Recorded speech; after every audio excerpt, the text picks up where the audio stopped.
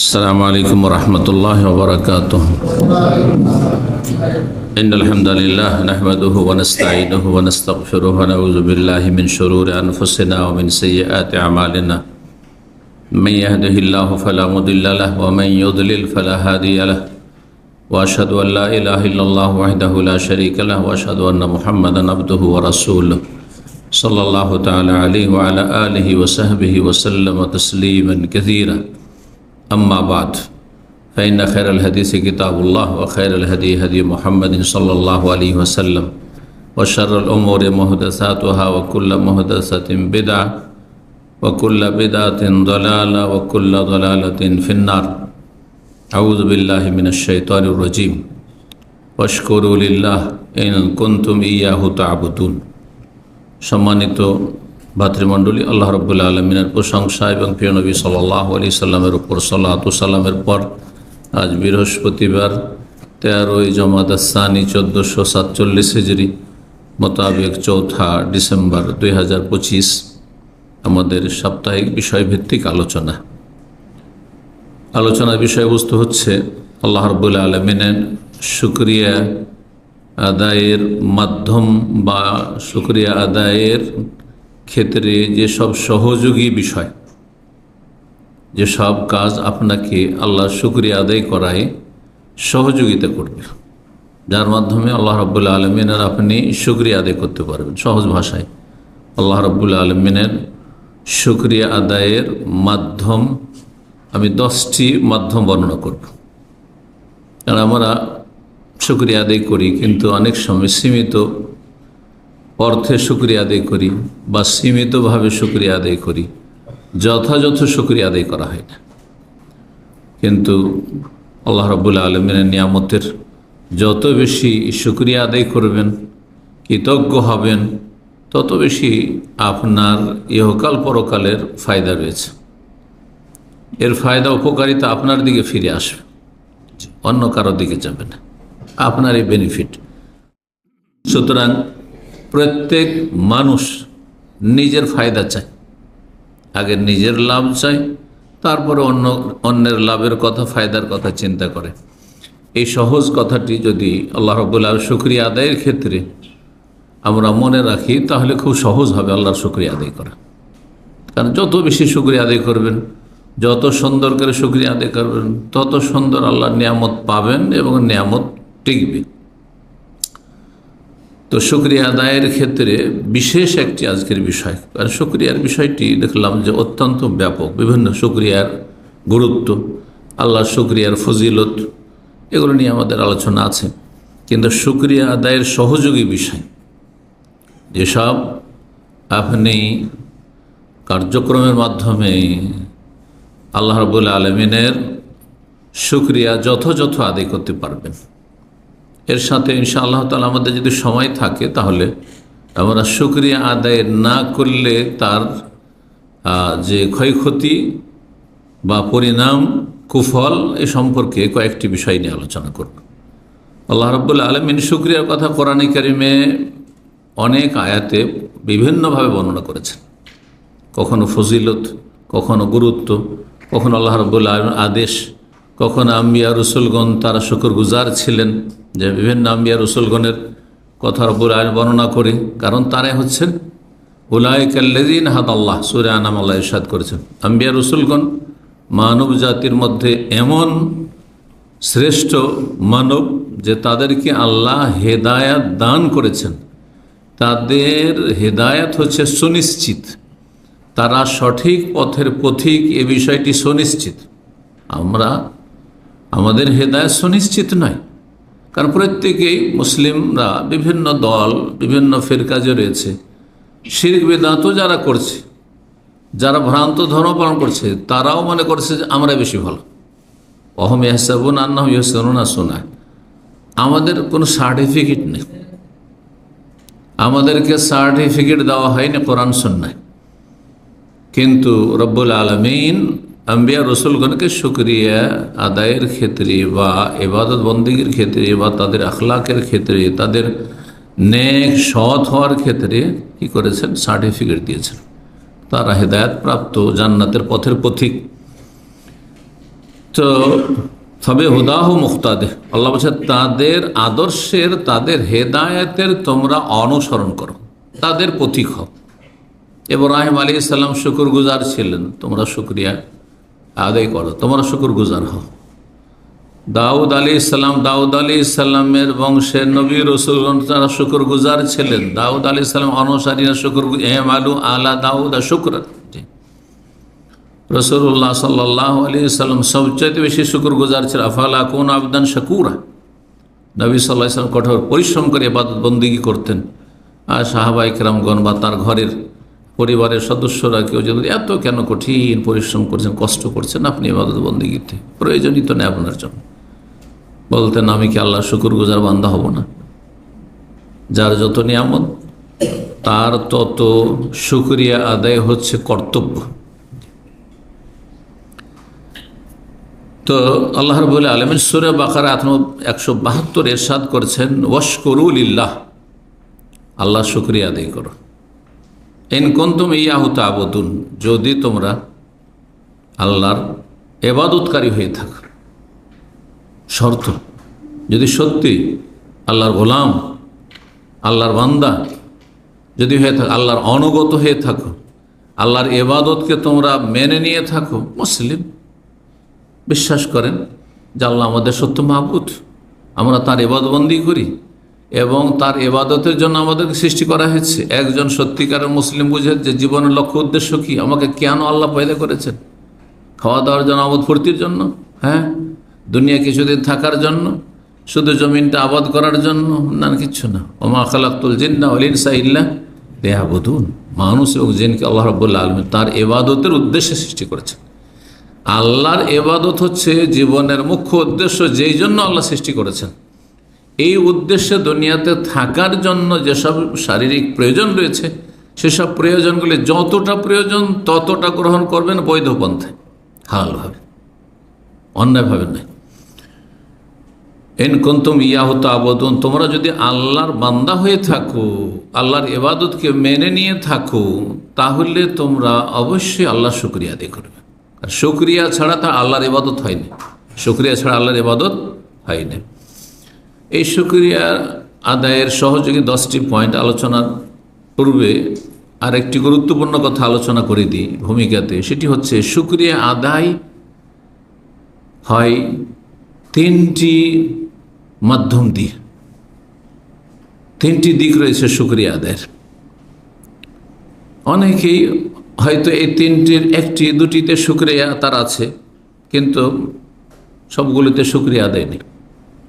শুকরিয়া আদায় করতে হয় শুকর বিল কলব, 1 নম্বর, অন্তর থেকে, হৃদয় থেকে, মন থেকে শুকরিয়া আদায় করতে হবে, অন্তর দ্বারা শুকরিয়া আদায় করতে হবে।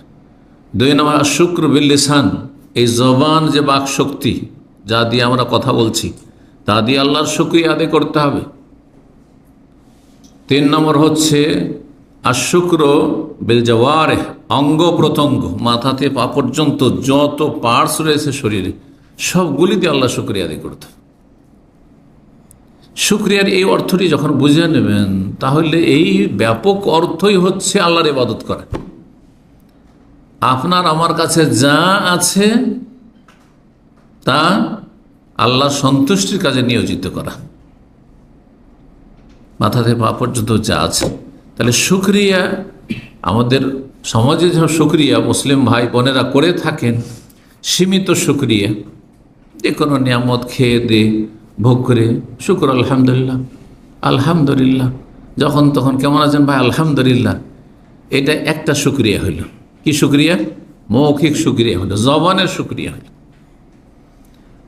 কিন্তু প্রতিটি নিয়ামতের ক্ষেত্রে আপনার এই সেন্স থাকা, আপনার এই দৃঢ় বিশ্বাস থাকে, ইয়াকিন থাকা এবং সেটা অন্তর থেকে মেনে নেওয়া।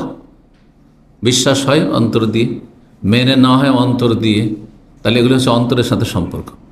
অন্তর থেকে মেনে নেওয়া এবং স্বীকার করা এবং অন্তরে সব সময় কথাটিকে শক্তভাবে দৃঢ়ভাবে বসিয়ে রাখা যে সমস্ত নিয়ামত কার পক্ষ থেকে?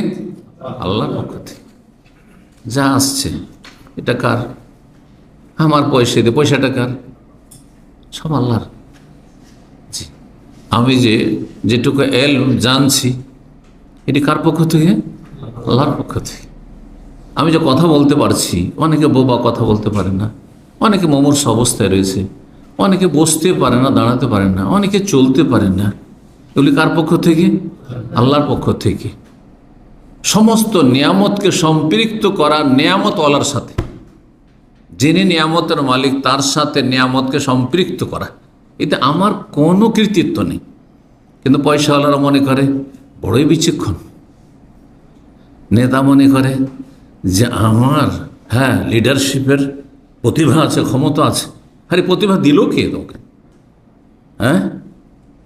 এই ধন দৌলতের বুদ্ধি, এত চালাক চতুর হওয়া, এই বিজনেসম্যান হয়ে যাওয়া, তো দিল কে তোমাকে?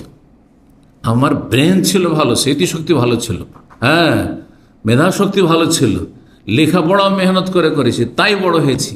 এসব দিল কে? সবসময় সবগুলিকে সম্পৃক্ত কার সাথে? যিনি নিয়ামতের মালিক রব্বুল আলামিন, তার সাথে।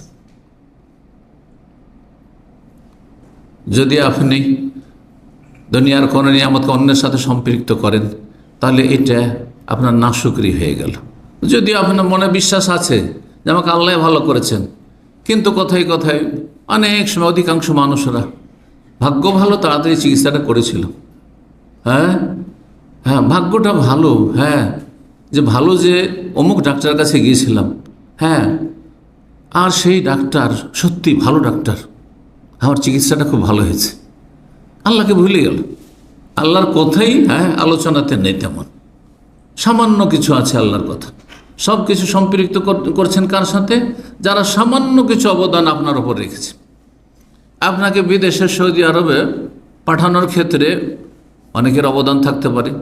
কারো বাবার অবদান আছে, কারো মায়ের অবদান আছে, কারো বড় ভাই বা কোনো ভাইয়ের অবদান আছে, কারো শ্বশুর শাশুড়ির অবদান আছে, কারো আত্মীয় স্বজন কেউ ফাইন্যান্স করেছে, টাকা পয়সা দিয়েছে, সহজ করেছে, ইত্যাদি ইত্যাদি। কেউ এখান থেকে আপনার আত্মীয় ছিল, ভিসা দিয়েছে। এদের কথা অনেক মনে পড়ে আপনাদের। কিন্তু যে রব্বুল আলামিন লৌহে মাহফুজে ফয়সালা করেছেন যে আল্লাহ আপনাকে রুজি দেবেন সৌদি আরবে, তার শুকরিয়া কতটা আদায় করছেন আপনি? তার শুকরিয়া কতটা? তার সাথে সম্পৃক্ত করছেন কিনা নিয়ামতকে? কারা এইসব লোকগুলি যাদের অবদান এহসান কিছু আপনার উপর আছে, তাদের অন্তর কে কোন সত্তা আপনার দিকে ফিরিয়েছে, আপনার মায়া করেছে, আপনার কথা তাদের মনে পড়েছে, আপনার পাশে দাঁড়িয়েছে? কারা এসব কথা, কে এইসব কথা তাদের অন্তরে দিয়েছে? নিজে না রব? আল্লাহ বলছেন যে তুমি এই লোকটির হেল্প করো, এর পাশে দাঁড়াও, এর সহযোগিতা করি আমি। এসব কথা আল্লাহ তাদের অন্তরে নিক্ষেপ করেছেন। এক কথায় জবান দ্বারা শুকরিয়ার আগে অন্তর দিয়ে শুকরিয়া আদায় করতে হবে। জবান দ্বারা শুকরিয়া আমাদের সমাজের লোকেরা যথেষ্ট করে, কিন্তু অন্তর থেকে শুকরিয়ার ক্ষেত্রে অনেক ঘাটতি রয়েছে। এই দুটো শুকরিয়া থাকলেও তৃতীয় শুকরিয়া অধিকাংশ লোকের মধ্যে নেই। সেটা হচ্ছে সমস্ত ফরজ নফল আমল দিয়ে আল্লাহ শুকরিয়া আদায় করা, আমল দ্বারা শুকরিয়া আদায় করা। আর আমল হয় মানুষের অঙ্গ প্রত্যঙ্গ দিয়ে, এবং হারাম নাজায়েজ কাজ থেকে, অপছন্দনীয় কাজ থেকে, আল্লাহর অসন্তোষের কাজ থেকে বেঁচে থেকে আল্লাহ শুকরিয়া আদায় করা। আমার এই শরীর আল্লাহর দান, সুস্থতা আল্লাহর দান, আমার ব্রেন বুদ্ধি আল্লাহর দান, আমার ক্ষমতা আল্লাহর দান, সুতরাং এটা হারাম কাজে লাগাবো না। আমার যৌন ক্ষমতা আল্লাহর দান, আমার যৌবন আল্লাহর দান, আল্লাহ রাব্বুল সব দিয়েছেন, সুতরাং তা ভালো কাজে লাগানো, মন্দ কাজে না লাগানো। শুকরিয়া আদায়ের ক্ষেত্রে সহযোগী যে বিষয়গুলি, এক নম্বর হচ্ছে শুকরিয়া আদায় করতে পারবেন আপনি যদি আপনি ওপর দিকে না দেখেন, নিচের দিকে দেখেন। প্রত্যেকেই যে যেখানে আছেন, যতই গরিব মানুষ হন না কেন, যতই অভাবে হন না কেন, যতই অসুস্থ হন না কেন, যতই দুর্বল হন না কেন, চারিদিক থেকে রোগ মনে হচ্ছে আপনাকে ঘিরে ফেলেছে। আপনি দেখছেন যে আমি এত রোগী, এত অসুস্থ, আমার অসুখের শেষ নাই, এত বাকি লোকেরা সবাই সুস্থ, কারো কোনো রোগ দেখছি না, আর থাকলে একটা দুটা রোগ আছে, কিন্তু আমার তো রোগ আমার পিছা ছাড়ছে না। না, উপর দিকে তাকাবেন না, আপনি নিচের দিকে তাকান। ঠিক আছে, আমার এই রোগ আছে, এই রোগ আছে, এই রোগ আছে, এই সমস্যা আছে, এই সমস্যা আছে, কিন্তু আমার চাইতে বেশি বহু মানুষের সমস্যা আছে। আল্লাহ, এরকম আমাদের জীবনে অনেক পরিস্থিতি আসে, সেখানে দেখতে পাবেন এমন এমন লোককে, ওহ সুবহানাল্লাহ, কত ভালো আল্লাহ রেখেছেন, অথচ আপনার কাছে একটা পয়সাও নেই হয়তো। হ্যাঁ, আপনি হয়তো অসুস্থ, আপনি মানসিক অশান্তিতে আছেন, পারিবারিক অশান্তিতে আছেন, আপনার কাজকর্ম নেই, সৌদি আরবে এসেছেন, কিন্তু আপনার নিচে যে বহু মানুষ আছে। কোন এক সময় একজন ডাক্তার সাহেবের কাছে আমি বসে আছি, আমার আত্মীয়, গরিব এলাকা, একেবারে গরিব এলাকা, বাজার, তার চেম্বারে বসে আছি। একটা গরিব মানুষ তার ছোট একটা বাচ্চাকে নিয়ে আসলো। অনেক আগের কথা বলছি, তখন সস্তার যুগ ছিল, হয়তো 20-25 বছর আগের কথা বলছি। তো কারণ শুকরিয়ার সাথে সম্পর্ক রয়েছে, মনে করি যে আমার কাছে বেশি টাকা পয়সা নেই, অনেক কোটিপতি, অনেকে লক্ষ লক্ষ টাকা আছে। হ্যাঁ, সেই লোকটি চিকিৎসা করার পরে তার বিল হয়েছে মাত্র 5 টাকা, মাত্র 5 টাকা বিল হয়েছে। সে আস্তে করে ডাক্তারকে বলছে যে কত বিল হলো? বলছে 5 টাকা। বলছে আমার কাছে মাত্র 2 টাকা আছে। আল্লাহ, মাত্র 2 টাকা আছে, ছোট বাচ্চার চিকিৎসা করতে এসেছে। আমি ডাক্তারকে বললাম যে ওকে ওষুধ দিয়ে বিদায় করে দাও। আমার ছোট, বললাম যে ওষুধ দিয়ে বিদায় করে দাও, একটু বিল আমি দিচ্ছি। বলুন তো দেখি, এই নিচের এই লোককে দেখিলে কে শুকরিয়া আদায় করবেন না আপনার, তাই না? হাসপাতালে যান আর দেখে আসা রোগীদের কি কি অবস্থায় আছে। প্রায় 1 মাস হলো একজন সৌদি শেখ, মসজিদের ইমাম, ইমামের আমাকে টেলিফোন করছে যে আমাকে বাংলাদেশ যেতে হবে, আর ঢাকা এয়ারপোর্টে নামবো, 2-3 দিন থাকবো। আমাকে বিশ্বস্ত একজন ব্যক্তির নাম্বার দেন, যোগাযোগ নাম্বার, যিনি আমাকে এয়ারপোর্ট থেকে রিসিভ করবেন, আর তারপর কোনো একটা হোটেলে আমাকে রাখবেন, তার কোনো খরচ হবে না, আর তার যে সে গাড়ি নিয়ে আসবে তার আমি খরচ দেবো। ড্রাইভার হলে ভালো, যে তার গাড়ি আছে। তো আমি চিন্তা করে একজন শেখ মাদানির নাম্বার দিলাম, আর তারপরে তার নিজেরই গাড়ি ছিল। তো তিনি জাযাহুল্লাহ খায়ের, তিনি খুব আগ্রহ প্রকাশ করলেন যে হ্যাঁ আমি নিজেই রিসিভ করব, যদি আমার জুমার খুতবা জুমার দিনে যা সকালে রিসিভ করব। মাশাআল্লাহ, রিসিভ করেছেন। কী জন্য গিয়েছেন তিনি? 2 বছর ধরে একজন বাংলাদেশি এখানে মিলিটারি হসপিটাল একটি রয়েছে এদিকে, সেই হসপিটালে মুমূর্ষ অবস্থায় পঙ্গু হয়ে আছে, মরছেও না আর বাঁচার মতো বাঁচছেও না, শয্যাশায়ী 2 বছর ধরে হাসপাতালে, তাকে দেশে পৌঁছানোর জন্য। আল্লাহ, পঙ্গু হয়ে আছে। বলুন আলহামদুলিল্লাহ, আলহামদুলিল্লাহ। চিন্তা করুন তো, চিন্তা করুন তো। আল্লাহ শুকরিয়া আদায় করার জন্য কী করতে হবে? যারা আপনার চাইতে দুস্থ, আপনার চাইতে অসহায়, আপনার চাইতে দুর্বল, আপনার চাইতে খারাপ অবস্থায় আছে, তাদের দিকে তাকাতে হবে। আর যদি রাজা বাদশার দিকে তাকায়, মন্ত্রী মিনিস্টারের দিকে তাকায়, হ্যাঁ আমি যতটা এলেমওয়ালা তার চাইতে বড় বড় আল্লামাদের দিকে তাকায়, আর বড় বড়দের দিকে তাকায়, শান্তি পাবো? হ্যাঁ, কখনো শান্তি পাবেন না। রাসূলুল্লাহ সাল্লাল্লাহু আলাইহি ওয়াসাল্লামের এই মর্মে হাদিস রয়েছে, সহিহ মুসলিমে রয়েছে, সুনানে তিরমিজি অন্যান্য হাদিসে রয়েছে, ইযা নাযারা আহাদুকুম ইলা মান ফুদ্দিলা আলাইহি, তোমাদের কারো যদি নজর ওপর দিকে চলে যায়, যাকে আল্লাহ তোমার চাইতে বেশি শ্রেষ্ঠত্ব দিয়েছেন, তোমার চাইতে বেশি আয়ু উপার্জন করে, তোমার চাইতে বেশি সুখী আছে, সুস্থ আছে, ওই দিকে যদি তাকাও, ফালিয়ানজুর ইলা মান হুয়া আসফাল মিনহু, তাড়াতাড়ি তুমি নিচের দিকে দেখো, নিচের দিকে তাকাও। ফাইন্নাহু আজদারু আল্লাহ তাজদারিয়া নেমাত বা আল্লাহ তাজদারু নেমাতাল্লাহি আলাইকুম, এতে হবে কি যে তুমি আল্লাহর নিয়ামত যে তোমার ওপর অসংখ্য রয়েছে সেগুলিকে তুমি তুচ্ছ মনে করবে না, ছোট মনে করবে না। আল্লাহ আমার দৃষ্টিশক্তি দিয়েছেন, হ্যাঁ এটার দাম কত হইতে পারে। আল্লাহ আমার শ্রবণ শক্তি দিয়েছেন, বাক শক্তি দিয়েছেন, জিহ্বার স্বাদ শক্তি দিয়েছেন, হাতে শক্তি দিয়েছেন, পায়ে দিয়েছেন, ব্রেন বুদ্ধি দিয়েছেন, অঙ্গ প্রত্যঙ্গ দিয়েছেন, সব কিছুতে সুস্থ রেখেছেন, চলাফেরা করছি, আর কি চাই? এর একটি অঙ্গ প্রত্যঙ্গের মূল্য যদি ফেলেন, আপনি বিক্রি করবেন? একটা পা বিক্রি করবেন 1 লাখ রিয়ালে, একটা চোখ বিক্রি করবেন 1 লাখ রিয়ালে? চিন্তা করুন তো দেখি। তাহলে কত নিয়ামত আল্লাহ এইভাবে যদি হিসাব করে অঙ্গ প্রথম মাথা থেকে পা পর্যন্ত কত কোটি কোটি টাকা, কোটি কোটি ডলারের আল্লাহ রাব্বুল নিয়ামত আপনাকে আমাকে দিয়ে রেখেছেন, যদিও কিছু নেই আমাদের পকেটে। বলুন আলহামদুলিল্লাহ।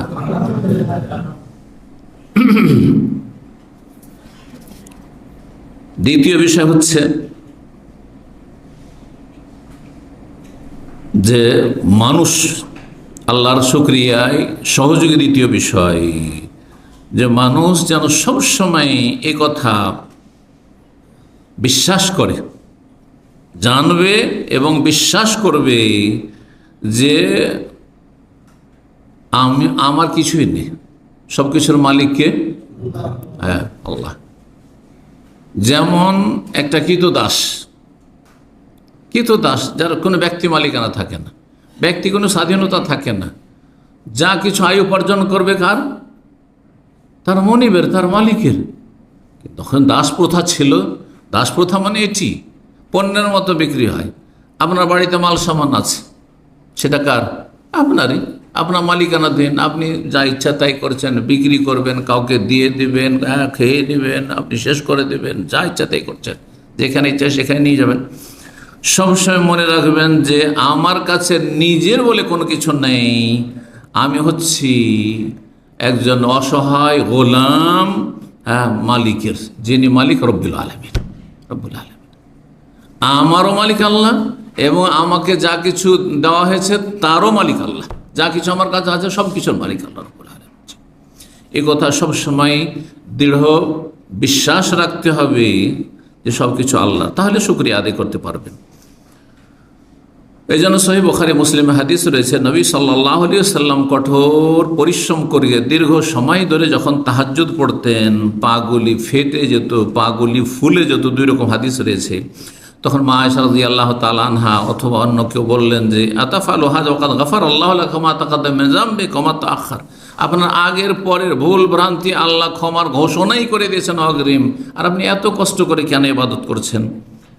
তিনি বলছেন আফালা কুন আবদান শাকুরা। রাসূলুল্লাহ সাইয়্যিদুল মুরসালিন, সমস্ত নবীদের শিরোমণি, জি, খাতামুন আম্বিয়া, সমস্ত নবীদের শেষ নবী, শ্রেষ্ঠ নবী মুহাম্মদ রাসূলুল্লাহ সাল্লাল্লাহু আলাইহি ওয়াসাল্লাম কি বলছেন? আমি বান্দা, শুকরগুজার হব না? আল্লাহর গোলাম, শুকরগুজার গোলাম কি হব না? আল্লাহ রাব্বুল আলামিন দিয়েছেন আমাকে এত বড় মর্যাদা, যে নবুয়ত দিয়েছেন, রিসালাত দিয়েছেন, আমার কাছে ওহী আসছে, তার শুকরিয়া আদায় করতে হবে না? আফালা আকুন আবদান শাকুরা। 3 নম্বর যে বিষয়টি, সেটি হচ্ছে আল্লাহ যেসব নিয়ামত দিয়েছেন সেসব নিয়ামত দ্বারা আপনি উপকৃত হবেন। নিয়ামত আপনার প্রয়োজন মোতাবেক খরচ করবেন, নিয়ামতকে কুক্ষিগত করে রেখে দেবেন না, আপনি কৃপণতা করবেন না। তাতে ফরজ ওয়াজিব আদায় করাই কৃপণতা। যেসব দায়িত্ব কর্তব্য আদায় করতে হবে নিজের ক্ষেত্রে, নিজের স্ত্রীর ক্ষেত্রে, নিজের ছেলে মেয়েদের ক্ষেত্রে, আপনজনদের ক্ষেত্রে, প্রিয়জনদের ক্ষেত্রে, বাপ মায়ের ক্ষেত্রে, ভাই বোনদের ক্ষেত্রে, আত্মীয় স্বজনদের ক্ষেত্রে, মুমিন মুসলিমদের সমস্যা সমাধানের ক্ষেত্রে, উম্মতে মুসলিমার যেসব সমস্যা রয়েছে, দিনের কাজে, দাওয়ার কাজে, এসব কাজে আপনি কখনো কৃপণতা করবেন না। আর সেটাকে আপনি সঞ্চিত করে শুধু জমাই করো, ডিপোজিট করো, জমা রাখো, এমনটা করবেন না। একসময় মানুষ কৃষি কাজ করতো, আর গ্রামে গঞ্জের মানুষ এত কৃপণ ছিল যে তাদের যথেষ্ট জমি জায়গা থাকতো, শত বিঘা জমি জায়গাওয়ালা দেখেছি, কিন্তু কোনোদিন ভালো কিছু খাবার খেত না। কিছুটা পয়সা হলেই জমা করো আর কি করো, জমি কিনো। এটাই ছিল গ্রামগঞ্জের অবস্থা একসময়। ছোটকালে তাই দেখেছি, জীবনে কোনো কিছু খেত না, কাউকে খাওয়াতো না, একটা পয়সা কাউকে দিত না। আর এক শ্রেণীর লোকেরা রয়েছে এখন, যাদের পয়সা হচ্ছে হারাম কাজে ব্যয় করে, কিন্তু ভালো কাজে ব্যয় করে না। হারাম কাজে এত বেশি এরা অপচয় করে যে রবের কাছে কোনোদিন এর জবাব দিতে পারবে না, কোনোদিন জবাব দিতে পারবে না। নিয়ামত সম্পর্কে জিজ্ঞাসা যখন করা হবে, সুম্মা লা তুসআলুন্না ইয়াওমাইযিন আনিন নাঈম, অতঃপর কিয়ামতের দিনে সেই দিবসে অবশ্যই অবশ্যই জিজ্ঞাসা করা হবে তোমাদেরকে নিয়ামত সম্পর্কে। রাসূলুল্লাহ সাল্লাল্লাহু আলাইহি সাল্লাম দুপুরবেলা আনসারীদের বাগানে যাচ্ছেন, ক্ষুধার তাড়নায় কয়েকজন সাহাবী সাথে হয়েছেন, আর যাওয়ার পরে রোতাব তাজা খেজুর, হ্যাঁ, গাছ থেকে পেড়ে দিচ্ছেন, খেজুর শুধু, আর ঠান্ডা পানি শুধু। আর এটি খাওয়ার পরে বলছেন যে লাতুসআলুন্না আন হাযা আন-নাঈম ইয়াওমাল কিয়ামা, এই নিয়ামত সম্পর্কে কিয়ামতের দিন তোমাদের জিজ্ঞাসা করা হবে। এই যদি খেজুর সম্পর্কে জিজ্ঞাসা করা হবে, নবী সাল্লাল্লাহু আলাইহি ওয়াসাল্লাম এই শিক্ষা দিয়ে থাকেন সাহাবায়ে কেরামদেরকে, পানি ঠান্ডা পানি, গরম পানি নয়, ঠান্ডা পানি পাচ্ছ। চিন্তা করুন তো, ঠান্ডা পানি যদি না পান আর গরম পানি, যারা রোদরে কাজ করেন, যারা মরুভূমিতে কাজ করেন, পানি গরম হয়ে থাকে, তাতে উজু করতে হয়, সেই পানি খেতে হয়, সেটা যদি কত কষ্ট হইত। কখনো কি চিন্তা করেছেন যে এমন বহু মানুষ রয়েছে? নবী করিম সাল্লাল্লাহু আলাইহি ওয়াসাল্লাম প্রয়োজন বোধে খরচ করতে বলেছেন, হ্যাঁ, কৃপণতা নিষেধ করেছেন, তবে অপচয় করে নাই, মধ্যম পন্থা অবলম্বন করে। হাদিস রয়েছে, যে হাদিসে নবী সাল্লাল্লাহু আলাইহি ওয়াসাল্লাম বলছেন, কুলু, তোমরা খাও যা আল্লাহ দিয়েছে, ওয়াশরাবু, পান করো, ওয়াতাসাদ্দাকু, দান সাদকা করো, মিন গায়রি মাবখালাতিন ওয়ালা সারাফিন, কৃপণতাও করিও না আর অপচয় করিও না। কৃপণতা, খরচ করবেন না, একবারে কক্ষিগত করে রেখেছেন। ওয়ালা তাজআল ইয়াদাকা মাগলুলাতান ইলা উনুকিকা, আল্লাহ সূরা বনী ইসরাঈল সূরাতুল ইসরাতে বলছেন যে তোমার হাতকে একবারে গুটিয়ে নিয়ে টাকা পয়সা খরচ করবো না, একবার পকেট থেকে একটা পয়সা বের করবো না, ব্যাংক থেকে একটা পয়সা বের করবো না, একটা পয়সা খরচ করবো না, এমনটা করিও না। ওয়ালা তাবসুতা কুল্লাল বাসত, আর হাতকে একেবারে পুরোপুরি সম্প্রসারিত করে যা আসলো সব দিলে খরচ করে, এমনটাও করবে না। টাকা আছে বলে আপনাকে ভালো ভালো রেস্টুরেন্টে বসে খেতে হবে আর টাকা উড়াতে হবে, এটাও না। কারণ এর চাইতে অনেক গুরুত্বপূর্ণ কাজ রয়েছে। এসব ক্ষেত্রে মধ্যম পন্থা অবলম্বন করে গুরুত্বপূর্ণ কাজ রয়েছে মুসলিম উম্মার জন্য, আপনার সমাজের জন্য, আপনার আত্মীয় স্বজনের জন্য, আপনার আখিরাতের সম্বল গ্রহণের জন্য, সেগুলি করুন আপনি। রাসূলুল্লাহ সাল্লাল্লাহু আলাইহি ওয়াসাল্লাম বলছেন যে কৃপণতাও করবেন না আর অপচয় করবেন না, দান সাদকা করো আর পানাহার করো। ফাইনাল্লাহ ইউহিব্বু, কারণ আল্লাহ পছন্দ করেন আইয়ুরা আসারো নেমাতিহি আলাইহি, আল্লাহ চান যে আল্লাহ তোমাকে যে নিয়ামত দিয়েছেন তা তোমার শরীরে আর তোমার দৈনন্দিন জীবনে যাতে দেখা যায়, যে আল্লাহ টাকা পয়সা দিয়েছেন সুতরাং আপনি মাছগোস্ত খাচ্ছেন, আল্লাহ ধন সম্পদ দিয়েছেন সুতরাং ভালো কাপড় চোপড় পরছেন, হ্যাঁ, আল্লাহ ধন সম্পদ দিয়েছেন সেখান থেকে দান সাদকা করছেন, হ্যাঁ, এটা আল্লাহ দেখতে চান। মুসনাদ আহমদ, নাসাই, তিরমিজির হাদিস এবং আর হাদিসটি হাসান। 4 নম্বর আল্লাহ শুকরিয়া আদায়ের মাধ্যম হচ্ছে আল্লাহ রাব্বুল আলামিনকে স্মরণ করা, কারণ এগুলো আল্লাহর দান। যখনই আপনার কাছে নিয়ামত, প্রতিটি সময় নিয়ামত আসছে, এই যে শ্বাস নিচ্ছি, টানছি আর ছাড়ছি, মুহূর্তে, হ্যাঁ মুহূর্তে, সুবহানাল্লাহ, তাহলে প্রতিটি মুহূর্তে যেন আপনার আমার এই চেতনা থাকে, এই অনুভূতি থাকে যে আল্লাহর দান, আল্লাহর দান। এটা যদি বন্ধ হয়ে যায়, 1 মিনিটের জন্য যে দম বন্ধ হয়ে যায়, শেষ। এই যে স্পন্দন আছে, যদি স্টপ হয়ে যায়, শেষ।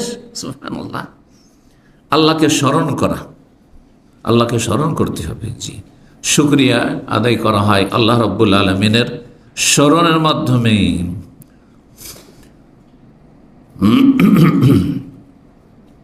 রাসূলুল্লাহ সাল্লাল্লাহু আলাইহি ওয়াসাল্লামের একটি হাদিস রয়েছে, লাম ইয়াকুল শাইআন ইল্লা হামিদাল্লাহ আলাইহি, কোনো কিছু যখন খাবেন তখন আলহামদুলিল্লাহ বলবেন। ওয়ালা ইয়াশরাবু শারাবান ইল্লা হামিদাল্লাহ আলাইহি, কোনো কিছু পান করবেন বলো আলহামদুলিল্লাহ, খেলেও আলহামদুলিল্লাহ, পান করলেও আলহামদুলিল্লাহ, কোনো কিছু পেলেন আলহামদুলিল্লাহ।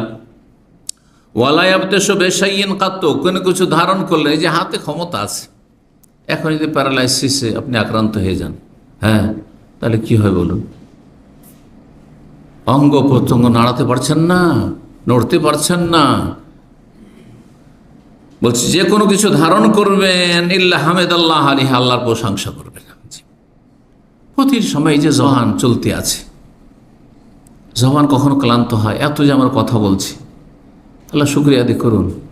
এই জবানে যদি স্বাদ না থাকে, এই জিহ্বাতে স্বাদ আছে সব কিছু, তাই না? জিহ্বার স্বাদকে যদি আল্লাহ কেড়ে নেন তো খাবারে বুঝতে পারবেন, হ্যাঁ, কোনটা লোনা, কোনটা মিষ্টি, কোনটা ঝাল, কোনটা তিতা, কোনটাতে স্বাদ আছে, কোনটা স্বাদ নেই, সব সমান, সব সমান। চিন্তা করুন, একজন দায়ী ছিলেন আল কাসিমি, আজকে থেকে 5-7 বছর আগে ছিলেন, অথবা 8-10 বছর আগে ছিলেন। আমি ওখানে আল কাসিম যে বোরাই দায়ী বক্তব্য করেছি, ওখানে সেই সময় অনেক উপস্থাপনা করেছেন, আল্লাহ যেন তাকে শেফা দান করেন। তো সেই দায়ী আমার খুব খাতিরের মানুষ। হঠাৎ করে কয়েক বছর আগে থেকে, 3-4 বছর থেকে তার ভিতর থেকে কথা বেরোচ্ছে না। সব ঠিক আছে, শরীর সুস্থ, শরীর সুস্থ দেখা যাচ্ছে, বাহ্যিক কোনো কিছু নেই, কোনো রোগ দেখা যাচ্ছে না, কিন্তু ভিতর থেকে যে ভয়েসটা আসবে আর কথাটা বেরিয়ে আসবে, সামনের লোক সম্বোধন যাকে করেছে সে শুনবে, কোনো আওয়াজ নেই। আল্লাহু আকবার, আল্লাহু আকবার, চিন্তা করুন তো। তো এই যে নিয়ামতটা, আমি যে কথা বলছি ভিতর থেকে আর সেটা আসছে আর আপনারা সাউন্ডটা পাচ্ছেন, শুনতে পাচ্ছেন, এই ঠিক আল্লাহর কত বড় নিয়ামত, চিন্তা করুন তো দেখি। নইলে আপনি আপনার স্ত্রীর সাথে কথা বলতে পারছেন না, আপনার ছেলেমেয়ের সাথে কথা বলতে পারছেন না। তার ছেলে ভিজিটে এসেছিল গত 2-3 সপ্তাহ আগে, জোবাইল থেকে ফোন দিয়েছে একজন পরিচিত মানুষ, দিয়ে বলছে যে অমুক সাহেবের ছেলে আপনার সাথে একটু কথা বলতে চায়। তো জিজ্ঞাসা করলাম তার আব্বার কথা, বলছে আমার আব্বা আমাদের সাথে শুধু ইশারাতে কথা, যেমন বাবা মানুষকে ইশারা ইঙ্গিতে কথা বলতে হয়, সেই ইশারা ইঙ্গিতে কথা বলছে। সাফা আল্লাহ আফা, আল্লাহ যেন আফিয়া দান করেন, শেফা দান করেন, আল্লাহ আমাদের নিয়ামতগুলিকে আল্লাহ টিকিয়ে রাখেন।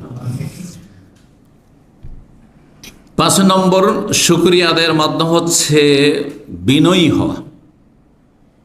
যা কিছুই আল্লাহ দেন না কেন বিনয়ী হবেন সবসময়, সবসময় নিজেকে ছোট মনে করবেন। অহংকার মুক্ত হওয়া, অহংকার যেন না থাকে। আর মানুষের স্বভাব হচ্ছে যেই সাবজেক্টে যে পারদর্শী সেটাতে অহংকার চলে আসে। আলেমদের অহংকার আসে এলমের, যারা একটু বেশি পরহেজগার তাদের পরহেজগারিতে অহংকার চলে আসে, কারণ শয়তান দেখছে যে একে কিভাবে গোমরা করবো, এগুলো তো নাস্তিক বানাইতে পারবো না।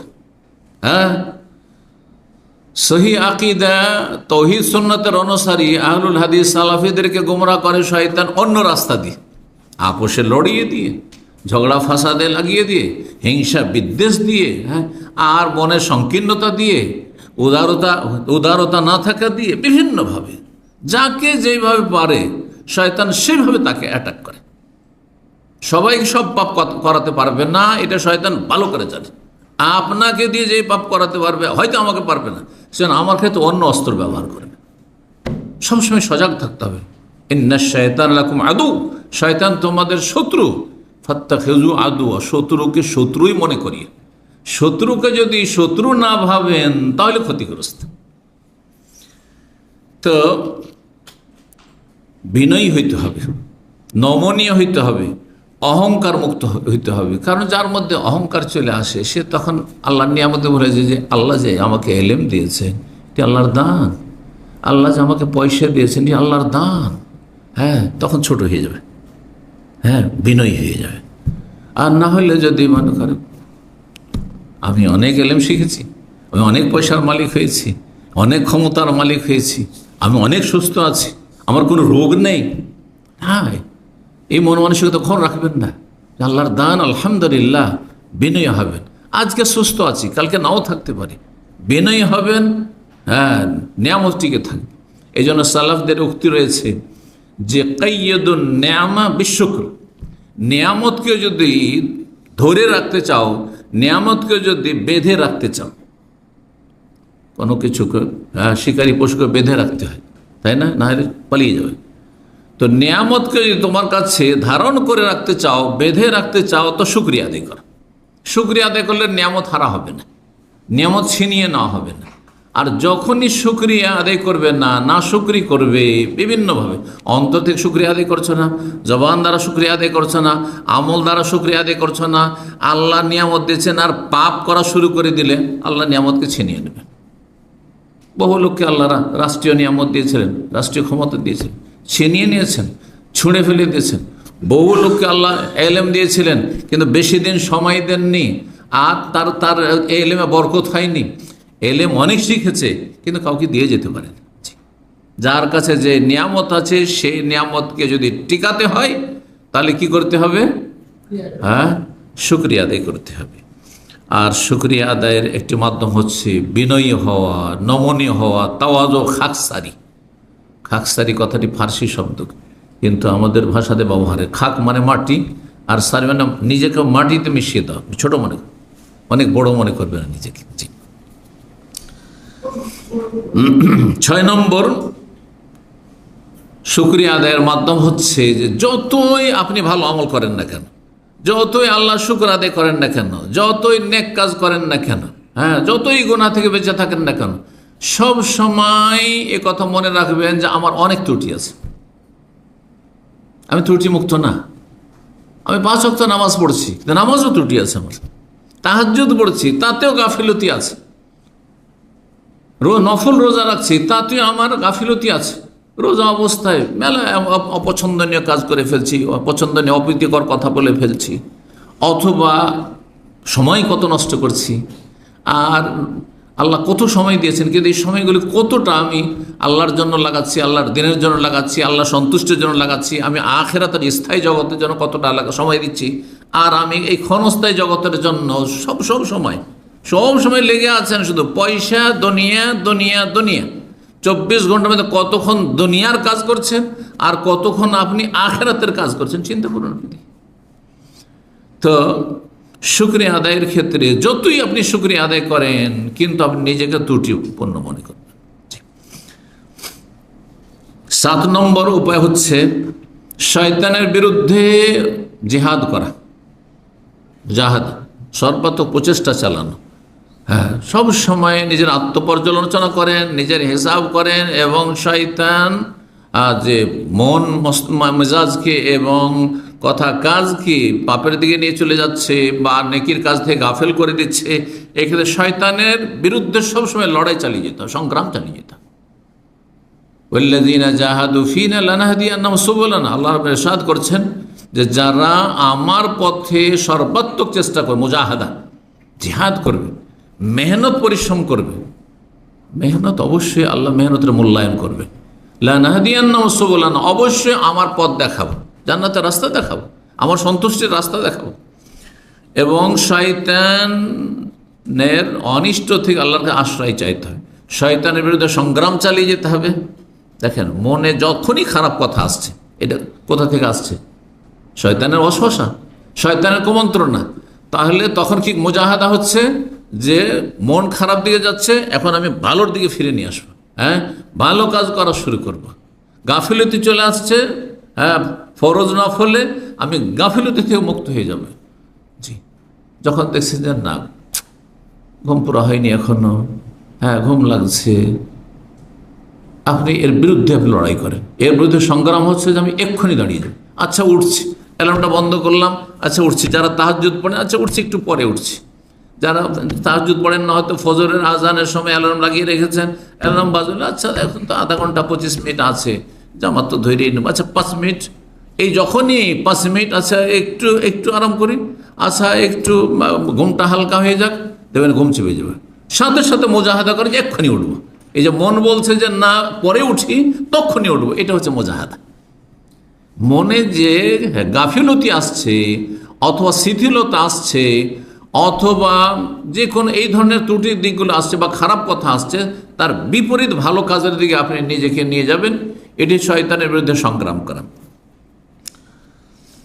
আল্লাহ রাব্বুল আলামিন কোরআনে কারীমে ইরশাদ করেছেন, ইবলিস শয়তান যখন বিতাড়িত হয়ে গেল, জান্নাত থেকে বিতাড়িত হইল, আল্লাহ সন্তুষ্টি থেকে বিতাড়িত হইল, মালাউন অভিশপ্ত হয়ে গেল। হ্যাঁ, আল্লাহ যখন তাড়িয়ে দিলেন রহমত থেকে, তখন আল্লাহর কাছে কি চেয়েছিল?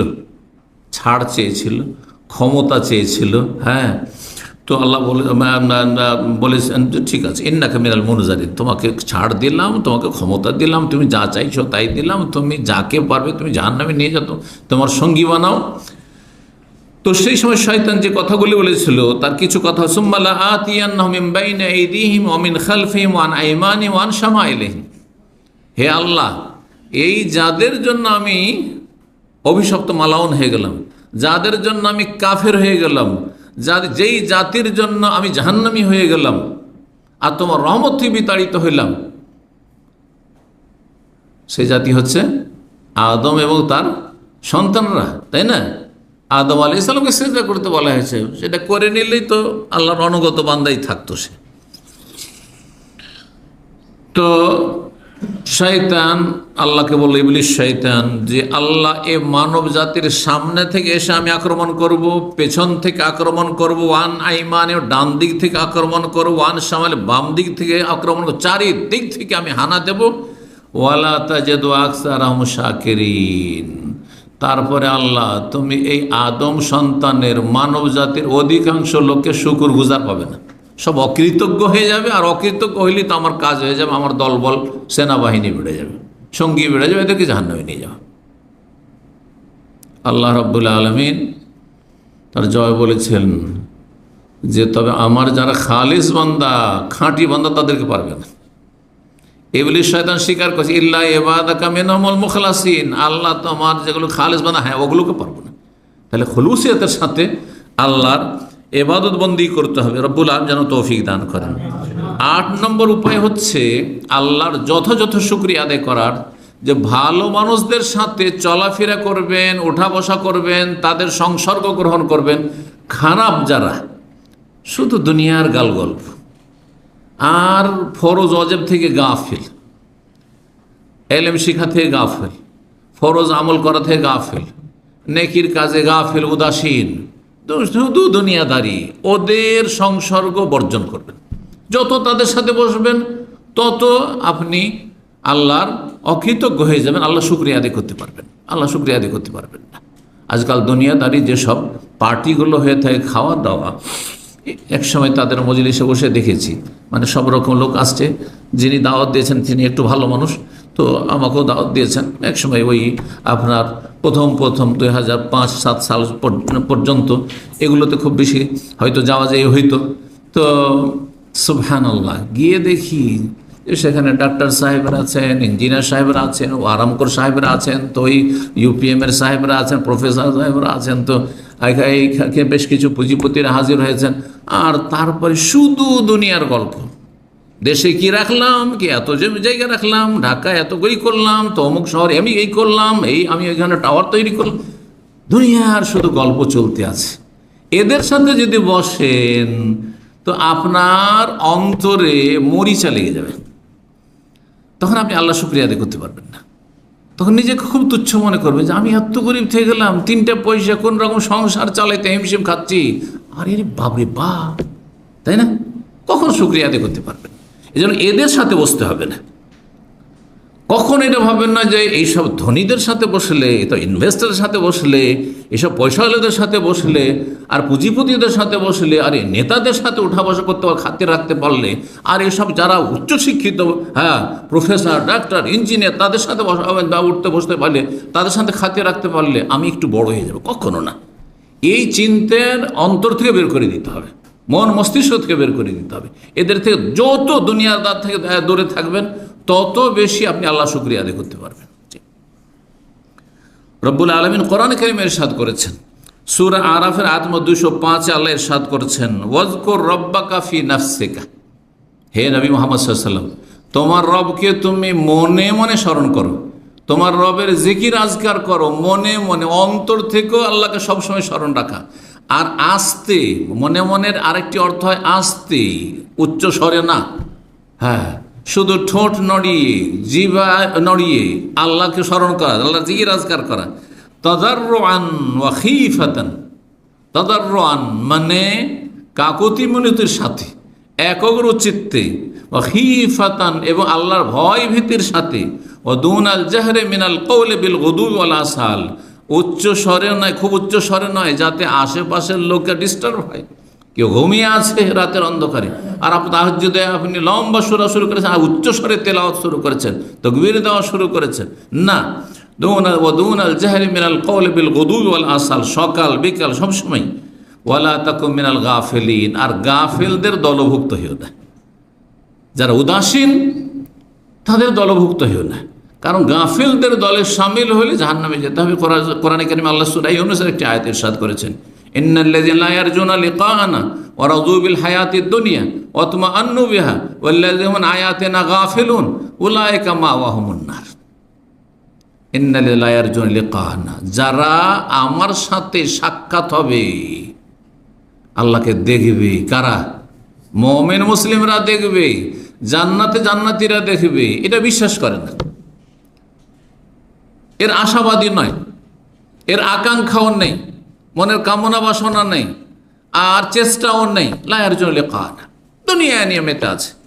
ওয়া রাযু বিল হায়াতিদ দুনিয়া, দুনিয়া পেয়ে খুব সন্তুষ্ট, যা পেয়েছে গাড়ি বাড়ি নারী পয়সা এটা নিয়ে খুব সন্তুষ্ট হয়ে গেছে, মেতে আছে আমোদে।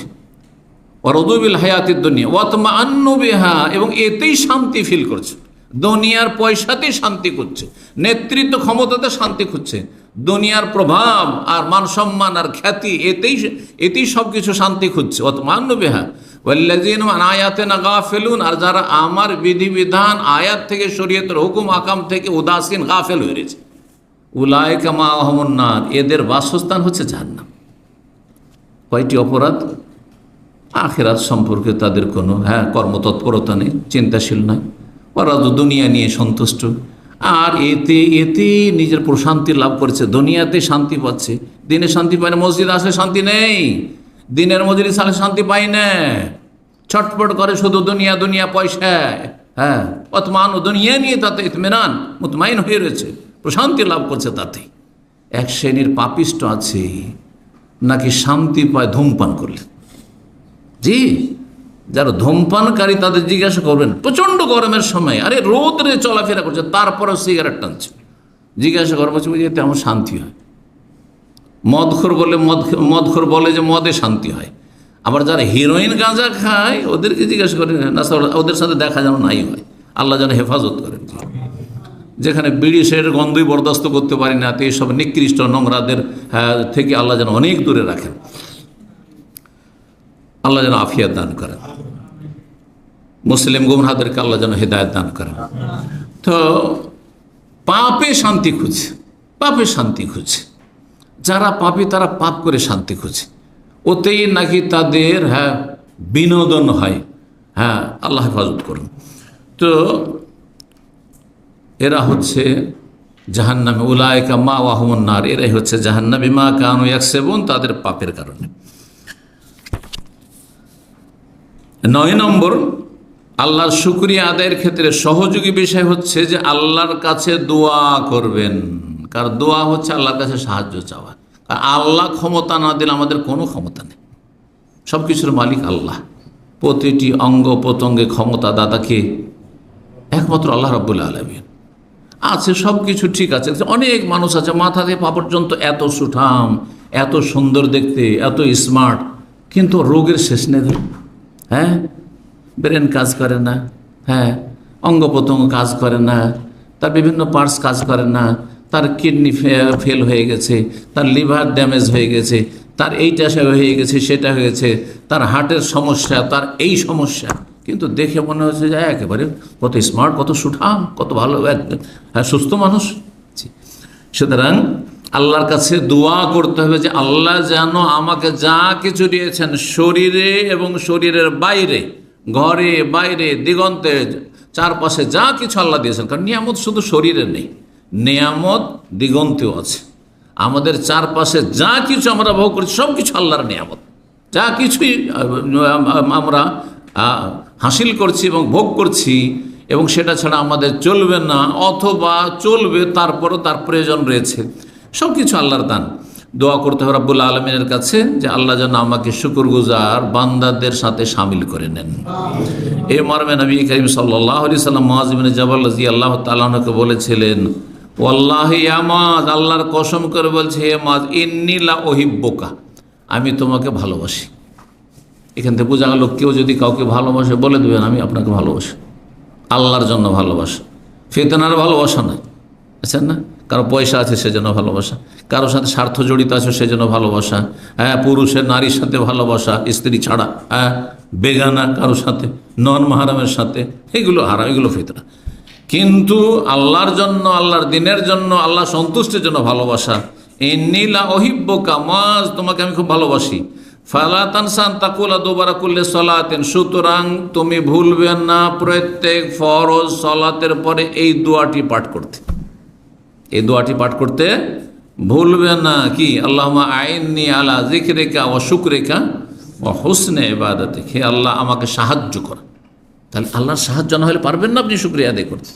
আল্লাহ আমাকে সাহায্য করো আলা যিকরিকা, তোমার জিকির আজকারের, তোমাকে স্মরণ করার, হ্যাঁ 5 ওয়াক্ত সালাত কায়েম করার, তাহাজ্জুদ পড়ার জন্য, দান খেরাতের জন্য, ভালো কাজ করার জন্য, সিয়াম পালনের জন্য, ফরজ নফল আদায় করার জন্য, হারাম থেকে বেঁচে থাকার জন্য আমাকে সাহায্য করো। অনেকে বিভিন্ন পাপে জড়িয়ে আছেন, বিশেষ করে যারা পরিবার ছাড়া থাকছেন আর যৌবনের জ্বালা রয়েছে। এই কথাগুলি বলার প্রয়োজনও আছে প্রবাসী ভাইদের জন্য। বিভিন্ন নির্জনতার পাপে লিপ্ত আছেন, কেউ হস্তমৈথুনের পাপে লিপ্ত আছেন, কেউ এছাড়াও আরও মারাত্মক পাপে হইতে পারে, বিভিন্ন পাপে জড়িয়ে আছেন, বিভিন্ন পদস্খলন ঘটছে, অথবা আপনার পর্নোগ্রাফি দেখা, নোংরা ছবি টবি দেখা ইত্যাদি করা, খারাপ কিছু শোনা, খারাপ দেখা, এইসব পাপে জড়িয়ে আছেন। আল্লাহর কাছে দোয়া করুন অন্তর থেকে, আল্লাহর কাছে দোয়া করুন অন্তর থেকে যে আল্লাহ তুমি আমাকে গুনাহ থেকে বাঁচার তৌফিক দান করো, গুনাহ থেকে আমাকে রক্ষা করো। অন্তর থেকে যদি দোয়া করেন তাহলে সেই কাজে চেষ্টাও থাকবে যে আমি আল্লাহর কাছে চাইছিও এবং আমি গুনাহ থেকে বাঁচার সর্বাত্মক চেষ্টাও করব। দেখবেন তখন বাঁচতে পারবেন। এক ভাই একদিন বলছে যে শেখ আমার ফেসবুক ছিল, কিন্তু ফেসবুকটা আমি বন্ধ করে দিয়েছি। কেন বন্ধ করেছেন? কারণ ফেসবুকে বহুবার চেষ্টা করলাম যে আমি শুধু দিনই আলোচনা শুনবো, ভালো কিছু শুনবো, ভালো কিছু দেখবো, পড়বো, কিন্তু ভালো করতে করতে যখন খারাপ চলে আসে তখন একটু দেখি আর একটু দেখি করতে করতে অনেকক্ষণ তখন ওই পাপে থেকে যায়। দেখছি যে পাপ অনেক বেশি হয়ে যাচ্ছে, চোখের পাপ হয়ে যাচ্ছে, হ্যাঁ অনেক চোখের পাপ হয়ে যাচ্ছে। তখন আমি বন্ধ করেছি। খুব ভালো কাজ করেছে। এইরকম লোকের জন্য ফেসবুক, সোশ্যাল মিডিয়া, যাতে পাপ চলে আসছে আপনার সামনে আর নিজেকে সামলাতে পারছেন না, তাদের জন্য তাতে ঢোকাই জায়েজ নাই। এসব সাইটে ঢোকা মোটেই জায়েজ না আপনার জন্য, কারণ হারাম থেকে বাঁচা ফরজ। আর হারাম থেকে যার মধ্যে বাঁচতে পারবেন সেটা করা ফরজ আপনার জন্য। আল্লাহুম্মা আইন্নী আলা যিকরিকা ওয়া শুকরিকা, শুকরিয়া আদায়ের তৌফিক দান করো, শুকরিয়া আদায়ের জন্য সাহায্য করো। ওয়া হুসনে ইবাদাতিক, আর সুন্দর করে ইবাদত করার জন্য তুমি সাহায্য করো। তো আল্লাহুম্মা আইন্নী আলা যিকরিকা ওয়া শুকরিকা, আইন্নী আলা শুকরিকা, আল্লাহ তোমার শুকরিয়া আদায় করার জন্য আমাকে সাহায্য করো। আল্লাহ যেন অন্তর থেকে এই দোয়াগুলি করার তৌফিক দান করেন। আমি বলেছিলাম যে সময় যদি থাকে তো আর একটি জিনিস বর্ণনা করে দেবো। 5টি পয়েন্ট রয়েছে, খুব সংক্ষেপে বলে দিই। সেটা হচ্ছে যদি আল্লাহর শুকরিয়া আদায় না করেন তো তার ভয়াবহতা, তার ক্ষয়ক্ষতি অথবা কুফল। 1 নম্বর হচ্ছে যে আল্লাহর যদি অকৃতজ্ঞ হন, নিয়ামতের শুকরিয়া আদায় না করেন। আর শুকরিয়া আদায় বললাম অন্তর থেকে করতে হবে, জবান দ্বারা করতে হবে, আর কি করতে হবে? 9টি বয়ান করেছে, একটি থেকে গেছে, কিন্তু সেটি হচ্ছে, এটি বলেনি, 9টি বর্ণনা করলাম না কি সম্পর্কে? হ্যাঁ, আল্লাহর শুকরিয়া আদায়ের ক্ষেত্রে সহযোগী বিষয়, কেমন করে আপনি আল্লাহর শুকরিয়া আদায় করতে পারেন যথাযথ। 10 নম্বর পয়েন্টটি ছুটে গিয়েছিল, সেটি হচ্ছে আল্লাহর নিয়ামতকে আল্লাহর সন্তুষ্টির কাজে ব্যবহার করা। আল্লাহর নিয়ামতকে আল্লাহর সন্তুষ্টির কাজে ব্যবহার করা, যা আল্লাহ দিয়েছেন তা দ্বারা যেন কি হয়? নেকির কাজ হয়, ভালো কাজ হয়, কমপক্ষে জায়েজ কাজ হয়, হারাম কাজ না হয়, নাজায়েজ কাজ না হয়, অবৈধ না হয়, অপছন্দনীয় কাজ না হয়, যাতে আল্লাহ অসন্তুষ্ট হবেন। আপনি আল্লাহর নিয়ামত দিয়ে, আল্লাহর দান, আর সেটা দিয়ে আপনি আল্লাহকে অসন্তুষ্ট করছেন, আল্লাহর দান দিয়ে আপনি হারাম করছেন, এটা যেন না হয়। এখন আপনি চিন্তা করে একটি উদাহরণ নেন। চোখ আল্লাহর কত বড় নিয়ামত, ঠিক না? এই চোখ দিয়ে কি করবেন? আপনি ফরজ সুন্নত আদায় করবেন, আল্লাহকে সন্তুষ্ট করবেন। হারাম নাজায়েজ থেকে চোখকে বাঁচিয়ে, দৃষ্টি শক্তিকে বাঁচিয়ে রাখবেন, তার মাধ্যমে আল্লাহকে সন্তুষ্ট করবেন আপনি। আপনার জবানকে তো চোখ দিয়ে কেমন করে ভালো কাজ করবেন? চোখ দিয়ে ভালো কাজ কি করা যেতে পারে বলেন? না, হ্যাঁ, একটা তো নেগেটিভ হলো যে চোখ দিয়ে হারাম দেখবেন না, তাই না? চোখ দিয়ে হারাম দেখবেন না, তাহলে ব্লু ফিল্ম দেখবেন না, মহিলাদের তাকাবেন না, আপনি নাজায়েজ কোনো দৃশ্য দেখবেন না। এটা না হলে নেগেটিভ হলো, পজিটিভ কি হইতে পারে? চোখ দ্বারা কি করবেন আপনি? কোরআন তেলাওয়াত করবেন আপনি। চোখ দ্বারা আপনি যারা দুর্বল অসহায় তাদের দিকে মায়ার দৃষ্টিতে তাকাবেন, বড়দের দিকে আপনি শ্রদ্ধা সম্মানের দৃষ্টিতে তাকাবেন। রাসূলুল্লাহ সাল্লাল্লাহু আলাইহি ওয়াসাল্লাম বলেছেন, লাইসা মিন্না মান লাম ইয়ারহাম সগীরানা ওয়া লাম ইউআক্কির কাবীরানা। আমাদের দলভুক্ত নয় ওসব লোকেরা যারা ছোটদের ওপর মায়া মমতা করেন, রহম করেন না। দুর্বলদের উপর, অন্য হাদিসে রয়েছে দুর্বলদের উপর মায়া মমতার কথা। ইরহামু মান ফিল আরদ, যারা পৃথিবীতে আছে তাদের ওপর তোমরা দয়া করো, মায়া করো। ইয়ারহামুকুম মান ফিস সামা, যিনি আকাশে সত্তা রয়েছে রব্বুল আলামিন, তিনি তোমাদের ওপর মায়া করবেন, দয়া করবেন। তো এই চোখ, মানুষের যখন চোখে দেখে কোনো দৃশ্য, কোনো ব্যক্তিকে দেখে, কোনো বস্তু দেখে, মায়া হয়।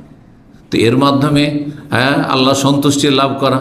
এই চোখ দিয়ে ফরজ অজেবগুলি আদায় করবেন, হারাম নাজায়েজ থেকে চোখকে বাঁচিয়ে রাখবেন। জবান দ্বারা ফরজ অজেব আদায় করবেন, আপনি সুন্নত আদায় করবেন, নফল কাজ করবেন, ভালো কাজ করবেন, কমপক্ষে বৈধ কথা বলবেন, হারাম থেকে বাঁচিয়ে। সুতরাং এটা দিয়ে আপনি চুগলখড়ি করবেন না, জবান দিয়ে আপনি গীবত করবেন না, আপনি মিথ্যা কথা বলবেন না, আপনি যারা গান বাজনা করে, এই জবানকে আল্লাহর অসন্তুষ্টির হারাম কাজে ব্যবহার করে, সেটা করবেন না আপনি, ইত্যাদি ইত্যাদি। হাত দ্বারা ভালো কাজ করবেন, হাত দ্বারা কারো ক্ষতি করবেন না, কাউকে কষ্ট দেবেন না। আল্লাহ আপনাকে হৃদয় দিয়েছেন, এটা দিয়ে মানুষের পরোপকারী হবেন। এতে আপনি হিংসা, বিদ্বেষ, শত্রুতা লালন করবেন না আপনি কোনো মানুষ সম্পর্কে। জি, তো এইভাবে শুকরিয়া আদায় করা, আল্লাহর নিয়ামতকে আল্লাহর সন্তুষ্টির কাজে লাগানো। এক একটি নিয়ামতকে, পা রয়েছে, পা দিয়ে হেঁটে যাচ্ছেন কোথায়? এই যে হেঁটে এসেছেন দিন শিখার জন্য, এর মাধ্যমে আল্লাহ শুকরিয়া আদায় হচ্ছে যে আল্লাহ তুমি আমাকে চলার তৌফিক দিয়েছো, আল্লাহ আমাকে গাড়ি দিয়েছো, গাড়ি, আমার পা, আমার শরীর, আমার অঙ্গ প্রত্যঙ্গ তোমার সন্তুষ্টির জন্য। আর দিনের জ্ঞান অর্জন করা আল্লাহ সন্তুষ্টির কাজ, আমল করা আল্লাহ সন্তুষ্টির কাজ, সেদিকে দাওয়াত দেওয়া আল্লাহ সন্তুষ্টির কাজ। এইসব কাজে সূরা আসরের তাফসীরের আমল করুন আপনি অঙ্গ প্রত্যঙ্গ দিয়ে। আর হারাম নাজায়েজ থেকে বাঁচিয়ে রাখা, আপনার গাড়ি গুনার কাজে ব্যবহার হবে না, আপনার পা গুনার দিকে এগিয়ে যাবে না। কেউ যাচ্ছে কোথাও পাপের জায়গাতে, পাপীদের সাথে বসার জন্য হেঁটে যাচ্ছে, তাহলে আল্লাহর নিয়ামতকে গুনার কাজে ব্যবহার করুন। এভাবে এক একটি অঙ্গ প্রত্যঙ্গ সম্পর্কে আপনি চিন্তা করবেন যে আমি যে আল্লাহর দানগুলি আমি আল্লাহকে রাজি করার ক্ষেত্রে, আল্লাহ সন্তুষ্টির ক্ষেত্রে ব্যবহার করছি না আল্লাহর অসন্তুষ্টির ক্ষেত্রে ব্যবহার করছি। যে কথাগুলি বলতে চেয়েছিলাম তাহলে আমি বলে ফেলি, সেটা হচ্ছে যদি আল্লাহর শুকরিয়া না আদায় করেন তার কুফল, 1 নম্বর কুফল হচ্ছে যে নেয়ামতের শুকরিয়া আদায় না করলে নেয়ামত কি হয়ে যাবে? চলে যাবে, হারিয়ে যাবে, টিকবে না। কোরআনে কারীমের সূরা ইব্রাহিমের আয়াত নম্বর 7 আল্লাহ ইরশাদ করেছেন, ওয়াইতা আযদান রাব্বুকুম লাইন শাকারতুম লাযিদান্নাকুম, যদি তোমরা শুকরিয়া আদায় করো তাহলে আমি তোমাদের নিয়ামতগুলিকে বেশি করে দেব, বর্ধিত করে দেব। ওয়ালাইন কাফারতুম, আর যদি অকৃতজ্ঞ হও, নাশুকরি করো, ইন্না আযাবি লাশাদীদ, তাহলে আমার আযাব বড়ই শক্ত রয়েছে, বড়ই কঠিন রয়েছে। 2 নম্বর ক্ষয়ক্ষতি হচ্ছে যে আল্লাহ রাব্বুল আলামিন ওই সব মানুষকে নিকৃষ্ট বলেছেন, ওই সব মানুষকে আল্লাহ রাব্বুল আলামিন ঘৃণিত বলেছেন, যেসব মানুষরা, যেসব আত্মা, যেসব মন আল্লাহ শুকরিয়া আদায় করে না। তাহলে যারা আল্লাহ শুকরিয়া আদায় করে না তারা আল্লাহর কাছে ঘৃণিত, নিকৃষ্ট। রব্বুল আলামিন ইরশাদ করেছেন সূরা ফুসসিলাতের আয়াত নম্বর 51-তে। সূরা ফুসসিলাত অপর নাম হচ্ছে হামিম সেজদা। ওয়াইদা আনআমনা আলাল ইনসানি আরাজা, অধিকাংশ মানুষের স্বভাব হচ্ছে, প্রকৃতি হচ্ছে যে আমি যদি তাদেরকে নিয়ামত দান করি তাহলে সে উপেক্ষা করে, মানে সুখী হইলে পাপী হয়ে যায়, আরাজা, আল্লাহর দিন থেকে বিমুখ হয়ে যায়। ওয়া না আবেজানেহি, পাশ কাটিয়ে চলে যায়। ওয়াইদা মাসসাহু শারর, আর যখন বিপদ আপদ এসে পড়ে, বালা মুসিবত আপতিত হয়, ফাজু দুআইন আরিজ, তখন লম্বা দোয়া শুরু করে দেয়। তখন কান্নাকাটি করে হাওমাও করে আল্লাহকে ডাকা শুরু করে দেয়। এতদিন কোথায় ছিল? দেখেন একটি কথা এখানে শোনেন, কথা প্রসঙ্গে, যে মানুষের বালা মুসিবত থেকে রক্ষার জন্য হঠাৎ করে অনেক বেশি ভালো আমল করলেন, এটা এত ফলপ্রসূ না। যত ফলপ্রসূ, যত উপকারী আপনার জন্য, যত সহযোগী আপনার জন্য কন্টিনিউ দীর্ঘদিনের ভালো আমল, দীর্ঘদিনের ভালো আমল। ইউনূস আলাইহিস সালাম, তাকে আল্লাহ ধরেছিলেন একটি ভুলের জন্য। বড়দের ভুল, ছোট ভুলটাই বড় ভুল, তাই না? আল্লাহর বিনা হুকুমে গ্রাম থেকে বেরিয়ে চলে জাতিকে ছেড়ে দিয়ে যে আল্লাহর আযাব আসবে, তোরা ধ্বংস হয়ে যাবে, গেলাম আমি। আল্লাহ কি করলেন তাকে? মাছের পেট, পরীক্ষা, মাছের পেট। আল্লাহ বলছেন ইউনূস আলাইহিস সম্পর্কে যে মাছের পেট থেকে কোনোদিনই বের হইতে পারতো না ইউনূস আলাইহিস সালাম, যদি সে একটি ভালো কাজ কন্টিনিউ না করে আসত। ফালাউলা আন্নাহু কানা মিনাল মুসাব্বিহিন, সে যদি তসবিহকারীদের দলের লোক না হইত। তাফসীরকাররা বলছেন যে শুধু লা ইলাহা ইল্লা আনতা সুবহানাকা ইন্নী কুনতু মিনাজ জালিমিন তার নেক আমল না, তার আগে তার অতীতের অনেক ভালো তসবিহ রয়েছে, অনেক বেশি পরিমাণ আল্লাহর জিকির আজকার রয়েছে, এবং ফরজ, ওয়াজিব, নফল রয়েছে। সেগুলি তাকে কি করেছে? সহযোগিতা করেছে এই বালা মুসিবত থেকে মুক্তি লাভের ক্ষেত্রে। অনেক ভালো মানুষ, দীর্ঘদিনের ভালো মানুষ ছিল, বালা মুসিবতের সম্মুখীন হলে দেখা যায় তার কিছুই হয়নি। এটা এই নয় যে ওই সময়ের কারেন্ট শুধু একটা নেক, সারা জীবন পাপ করে এলো আর হঠাৎ আল্লাহকে এমন ধরলো আর এমন দোয়া করা শুরু করলো, ভাবছে ওই দোয়া দিয়ে কাজ হয়ে যাবে। না, ওর চাইতে অনেক উপকারী আপনার জন্য হবে কন্টিনিউ আপনার দীর্ঘদিনের নেক আমল। ফালাউলা আন্নাহু কানা মিনাল মুসাব্বিহিন লালাবিসা ফি বাতনিহি ইলা ইয়াউমি ইউবাসুন। ইউনূস আলাইহিস সালাম যদি তসবিহকারীদের অন্তর্ভুক্ত আগে থেকে না হতেন, তাহলে কিয়ামত পর্যন্ত মাছের পেটে থেকে যেত, সে হজমও হইতো না, মাছ হজমও করতে পারতো না, আর পচে সরেও যেত না, আর আমি তাকে মারতাম, এইভাবেই থেকে যেত কিয়ামত পর্যন্ত। সুবহানাল্লাহ।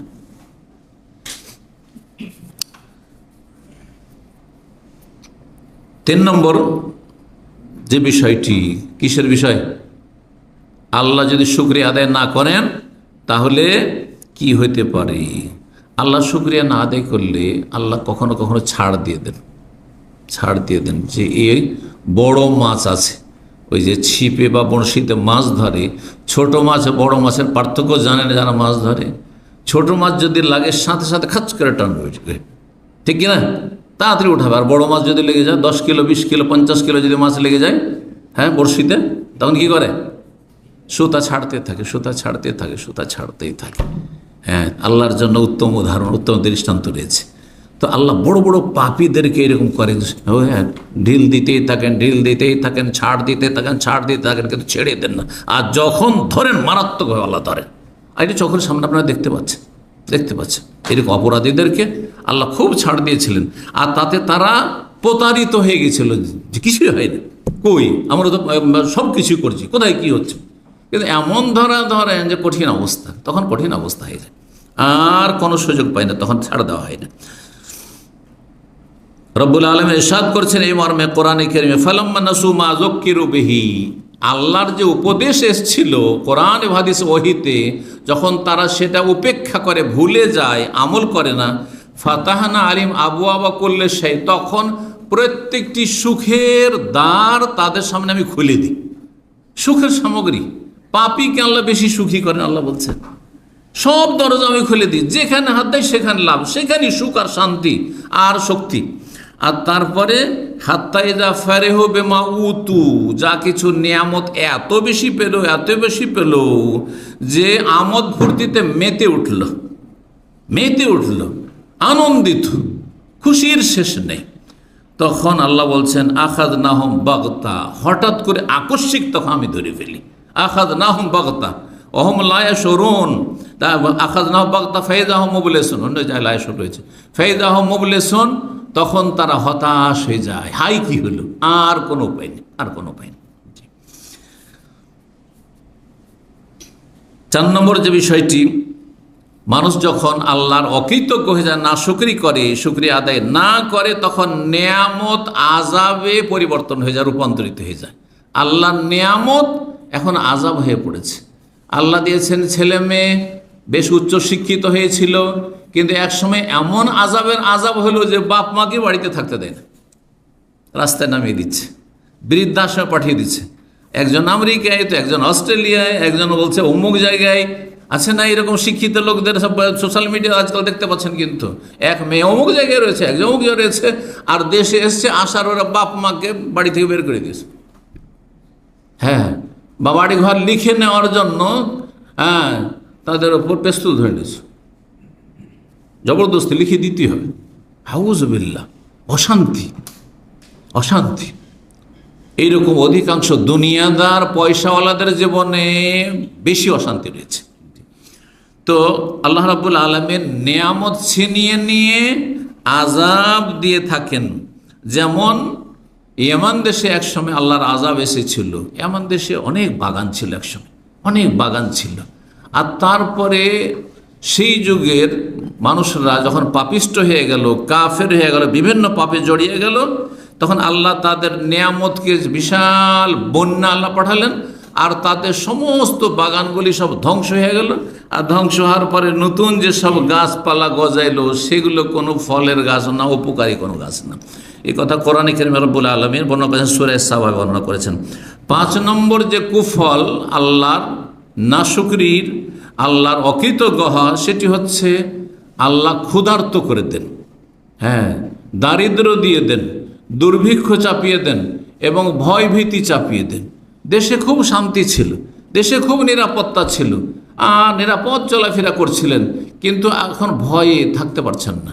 ঘরে থাকলেও ভয়, বাইরে গেলেও ভয়, নিজের জন্য ভয়, ছেলে মেয়েদের জন্য ভয়, বিভিন্ন রকমের ভয় ভীতি। হ্যাঁ, ভয় ভীতি আল্লাহ চাপিয়ে দেন এবং ক্ষুধা দারিদ্র চাপিয়ে দেন। সূরা নাহলের আয়াত নম্বর 112-তে আল্লাহ রাব্বুল ইরশাদ করেছেন, ওয়াদারাবাল্লাহু মাসালান কারিয়া, আল্লাহ একটি জনপদ, একটি শহর, একটি দেশের দৃষ্টান্ত উপমা বর্ণনা করেছেন।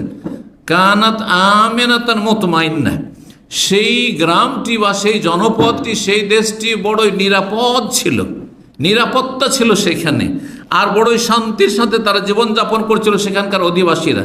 ইয়াতিহা রিজকুহা রাগাদাম মিন কুল্লি মাকান, যেখানেই যেত সেখানে অফুরন্ত তাদের কাছে টাকা পয়সা, রিজিক রোজি আসতে থাকতো, কোনো অভাব ছিল না। ফাকাফারাত বিআনআমিল্লাহ, কিন্তু সেই জাতিরা আল্লাহর নিয়ামতের কুফরি করলো, নাশুকরি করলো। ফাআখাযাকাহুল্লাহু লিবাসাল জুই ওয়াল খাউফি বিমা কানু ইয়াসনাউন, তখন আল্লাহ তাদের উপর চাপিয়ে দিলেন ক্ষুধা এবং ভয় ভীতির আযাব। আল্লাহ রাব্বুল আলামিন ফাআযাকাহুল্লাহ, আল্লাহ তাদেরকে আস্বাদন করালেন, চাখিয়ে দিলেন, মজা চাখানো যেটাকে বলা হয়। আল্লাহ শাস্তির মজা, কিসের শাস্তি? লেবাসাল জু, ক্ষুধার, আর খেতে পাচ্ছে না, অনাহারে থাকতে হচ্ছে। জি, আর ওয়াল খৌফ, ভয় ভীতি, এগুলি আল্লাহর বড় নিয়ামতের বিপরীতটা। ক্ষুধামুক্ত হওয়া আর নিরাপদ থাকা আল্লাহর বড় নিয়ামত। যদি আপনি যেখানে আছেন, এখানে যে আমরা আছি, যদি এখানে নিরাপদ না থাকতাম তো বসতে পারতাম, এতক্ষণ আলোচনা করতে পারতাম। আর আলোচনা যদি করতাম তো ফাঁকা ফিল্ডে আপনারা আসতেন? কখন আসতেন না।